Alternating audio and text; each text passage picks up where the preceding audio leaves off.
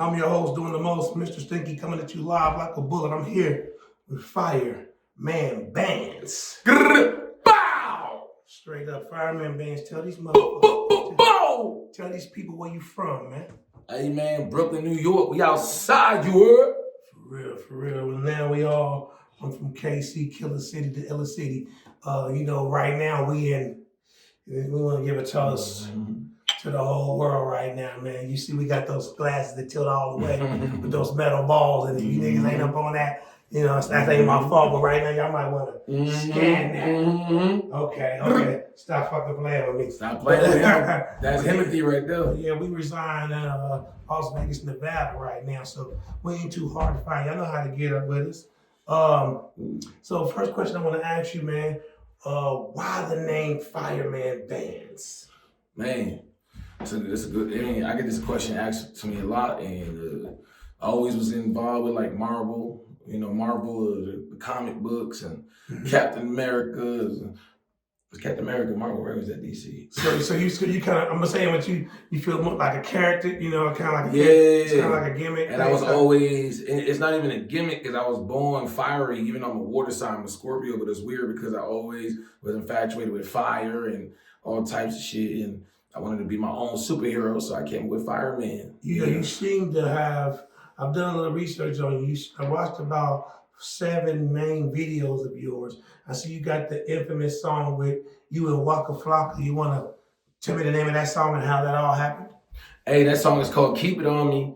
And how that happened was everybody kept telling me, yo, Waka would be great on that song. Waka, Waka, Waka, Waka, Waka. And it's funny because shout out to Deb, you know what I'm saying? Shout out on Deb. I met her at a screening for, I forgot what movie it was, but I tried to holler at her like on son, like, yo, would love to do a song with your son and just tap in with her. She gave me the cold, she gave me the cold look, and then the cold shoulder. She was like, Damn. Yeah, it was like I reminded her too much of her son, and she was like, nigga, it's only one Waka in her eyes. But it was real funny how the world works. I wound up sliding in Waka's DMs because I went through like 7 people to try to get a feature from him. That nigga responded back next day, 24 hours, like, yo, let's do it.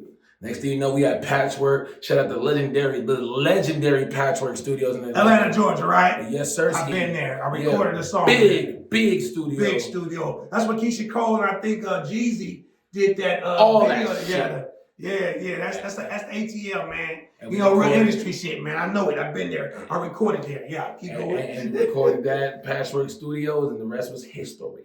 Yeah, man. We real industry guys. We guys from the street, but we real industry guys, and so, people don't be really knowing who's who and what's what. This guy we've been rocking for a few months now. The way we made it was real. It was electric. You know what I'm saying? I had been manifesting God to bring me some guys from the East Coast. I kind of rock better with that. You know what I'm saying? Even though we out west, I feel like I rock better with some East Coast guys. You know what I'm saying? Or Midwest gun cartel type of guys. No disrespect to the West. I got more songs with niggas from the West than anywhere, but you know what I'm saying? But this is all about you today. Let's continue about the guy Fireman Bands. You have a unique style. I see you with orange hair, red hair, yellow hair. All these weird styles, and you when you do a video, you really do a video. You put the content together. You don't play with it. You're not afraid to be animated. You know what I'm saying? And so that's what it's all about, man. An all-around artist, you know what I'm saying? Tell me about the best producer you ever worked with. The best producer I worked with would have to be Honorable C-Note. He was the best producer. It's just, I don't know how, like, the way he just put together the instruments, and shout out to Honorable. He's one of the top producers right now. He's working with everybody, Gucci, Travis, 21, Future, everybody, Trippie Redd. It's one of the top. He working with Metro Boomin on the last project. He got so much records. He produced about like 15 songs of mine. Yeah, Honorable C-Note, top dog, big dog, Atlanta's finest. Shout out to Honorable C-Note. Yeah. So where you see yourself in the next 5 years? Sheesh. Next 5 years, number one on the Don't charts. don't be scared to dream big. Let us Number one in the charts. Yeah. And make sure y'all remember this interview. Y'all heard it here first with my guy right here, Mr. Stinky. Yeah. Remember that. Number one in the charts. Fuck the next 5 years and the next year. Hello? Number one in the charts. Name me 3 artists that you want to work with within in the 2025. Because this 2025 is really getting opened up for me and you both, and I don't want to spoil it for the world. So I don't want to say too much because I know what I know, and I feel what I feel, and what's real is real. But tell me, who would you like to work with? Name me 3 artists you would like to work with for the 2025. They may see this and just get right at you. Exclude nobody. 2025. I ain't gonna lie, bro. I fuck with Glorilla, bro. I like Glorilla. I gotta say Drake. That's okay. You know, Drake is my guy. I gotta say Drake. Shout out to OBO. And I gotta say Future. Okay. Yeah. Great choice. You got good taste. What would you say to any younger artist trying to come up in the game that just they see your video with Waka, they see you doing your thing, they know you got at least 9 to 10 albums or more, your catalog's big. What would you say to a young 21, 20-year-old guy just don't know what to do? He feel like he got the skills, but what would you say to him? Man, invest in yourself. Invest in your sound, invest in your videos, invest in everything that you can to possibly make your shit better. Invest in marketing. Some people don't understand that. They'll have all these records, be like, I don't know. Man, first of all, go to Google Ads. You can do that shit yourself. Learn how to do your Google Ads and marketing and get your videos monetized. Make your own money and get your money publishing. That's where the money at. Yeah. Another thing people don't realize, people will give you a distribution, a publishing deal. They'll say, yo, I'll give you $50,000 for the rights to your music. You're gonna own it, publishing, blah, blah, blah, blah. What people don't realize is that publishing is worth way more, and that's a check for life. Yeah. Why take $50,000 for the next 5 years when your publishing is worth $2-3 million? So some people don't realize that type of math because they don't know how to go into their publishing to see what it's worth and to understand the business of music. Understand the business of music, and you're gonna be rich as fuck. Yeah. That's crazy. What would you say your best song ever is? Just give me the title and why. Damn, my best song ever?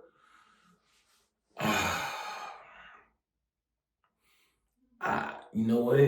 That's really not for me. That's for the fans. Well, you got so many. Let's say this. Yeah. What's your best song, funnest song to record making, and your funnest song performing? Or are they even the same songs? My funnest song performing is Dead Man Walking. You know, I get on stage. I performed at Coachella, which was huge. We had thousands of people. And man, I started doing a zombie dance, like a dead man walking. I started rolling on the floor, and there's people in the crowd mimicking my dance. And then South by Southwest, same thing. And I ain't even performed that song too much. I probably performed that song maybe 3 or 4 times. So that's another song that I'm gonna continue to perform. But Dead Man Walking was probably my favorite song to perform. My favorite song to record had to be, you know what? Keep It On Me with Waka. That was my favorite song to record. Yeah. Me and Waka was in the studio. The energy, I ain't gonna lie, like the way Waka recorded, it almost looked like it was like he ain't even know what he was gonna say or do. He kept smoking blunts back to back to back. I'm like, damn, is this nigga gonna even record the song? I swear to God, we unpacked that nigga. Took like 2 hours. He said, all right, I'm ready. He didn't write shit down. I'm ready. Went in the booth, went crazy.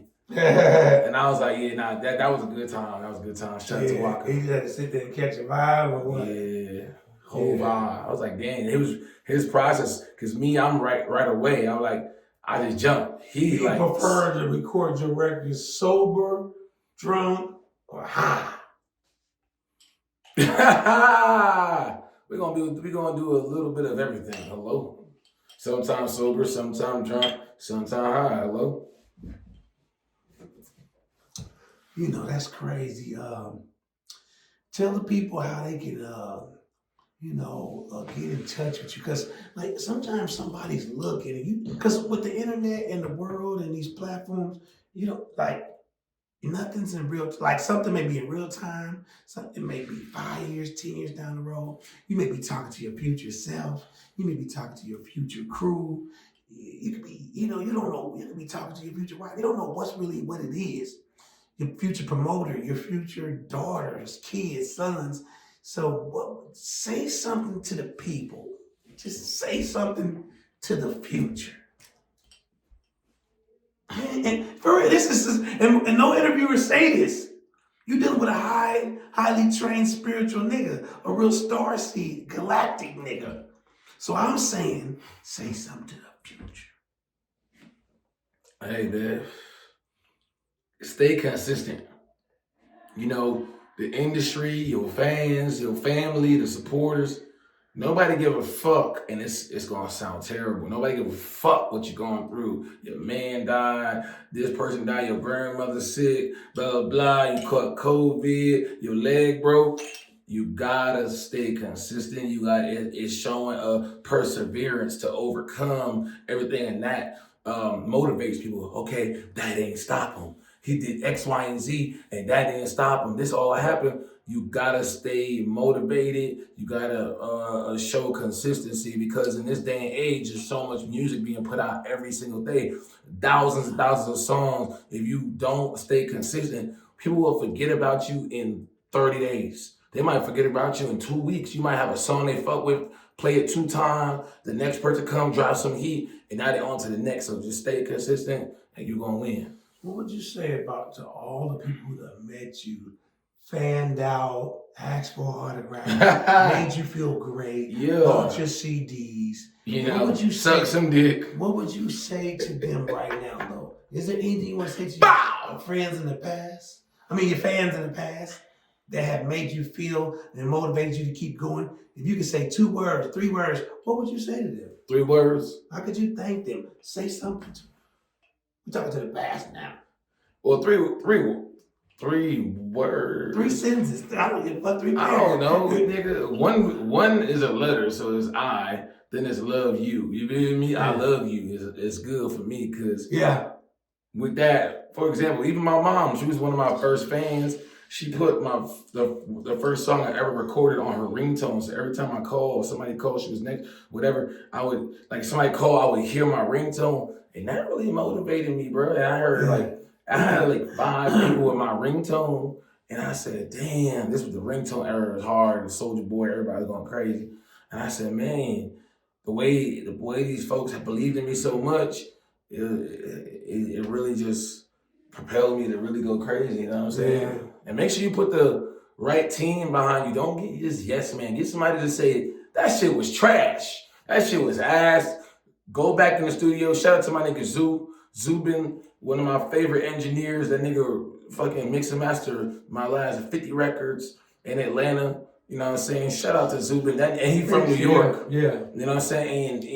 And build that team that's not going to be afraid to tell you no, because that's going to get you better. You don't want to get mad for somebody saying, nah, hear it out, listen, and go with the fans, what they think. You know what I'm saying? Yeah, that's crazy.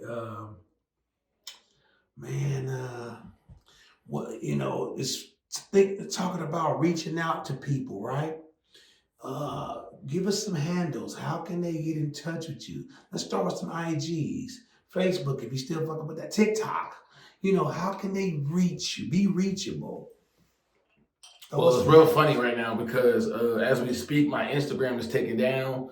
I had somebody hack my shit. So if you've seen this now, attempt to go on it because it might be back up this week. So it's Fireman Bands I'm about to give y'all my email. Fireman Bands on Instagram. Now, if you go and it don't go through, and that means it's still a hack because we're working on it, is Fire McKnight Official. Fire McKnight, McKnight Official. Fire McKnight Official. That's my Instagram. My TikTok, I believe, is Fireman Bands Official. And tap in. You go on my YouTube, Spotify, iTunes, and the other music platforms is Fireman Bands with a $. And we going viral. You know what I'm saying? You're bow. That's crazy. That's crazy. Any emails? Any other social medias? Any emails? Oh, Fireman. You know what? Shit, I gotta be careful with y'all because I get about motherfucking 1,000 beats per day, and I be like, it's too much emails. But you know, and I gotta pay for this Google storage, shit. Okay. Yeah, but you know what? Fuck it. I'm gonna give it to you. You know what? firemanbands@gmail.com. That's where you can find me. We going viral. Look forward to me pulling up in a motherfucking fire truck going stupid viral. We everywhere. The Grammys, BET Weekend. We everywhere. Miami, Texas, LA, Arizona, New York City, Atlanta, Houston. You can find us over there. And we overseas with it too, so don't stop playing with us. We going stupid. So you're from the East. You now reside in the West. And why Las Vegas? Why did you pick a city like Las Vegas? You know what I'm saying? Like, shit. You know, it reminds me of New York City. It's like New York is like the city that never sleeps, but honestly, Las Vegas never sleeps. I don't think Las Vegas go to sleep at all ever. Like never. No. Las Vegas, 24 hours, everything. Like you don't. It hit different. Like if me and you could wake up in the morning, 5 o'clock in the morning, and go get a steak and eggs. We motherfucking a shot of some tequila at 5 in the morning. You can't do that in New York. It's very selective. But I just randomly came out here through a producer who, was recording me. I came out here. I went over to Ocean One, got the steak and lobster, and I met with some good folks. And man, it just gravitated me to stay out here. It was like a calling. Like something said, stay out here. Because honestly, me being in Vegas is super random, super like. This whole shit is crazy, and I ain't gonna lie, I'm fortunate. And Vegas really is that city, and people are already moving here. But in the next 5 years, it's gonna be the most populated city in America. Like it's more than New York. Like it's gonna go crazy. It's the fastest growing, man. All that. So your process of recording. Do you write? Do you freestyle? Do you punch in? Are you high? Are you drunk when you recording records? You like a lot of people in the studio or just private? That's a lot of questions, but you know how to answer it. It's simplified to what mood I'm in, right? Because I might be in a mood where I'm like, I want to take this to the ultimate serious extent. I want to write to it because I just want to perfect it. Then I'm like, you know what? I could take on this shit. It's like a challenge. I'm a freestyle this bitch, you know what I'm saying? And then it's like, oh, okay, I might need a couple of, respectfully, and listen, if I lose any endorsements or sponsorships, suck my dick, fuck. But most of the time, I'm drunk as fuck, you know what I'm saying? Getting drunk, getting litty. Not too much cussing. My bad, But luckily, we didn't curse. We're going to keep on the monetization, you know what I mean? But luckily, we didn't curse in the first 10 minutes of the video. Right.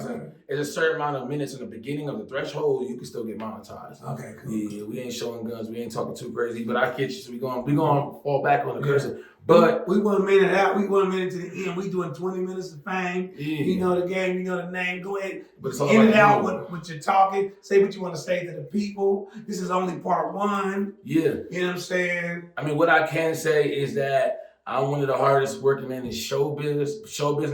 It don't matter who I'm dealing with, what I'm dealing with.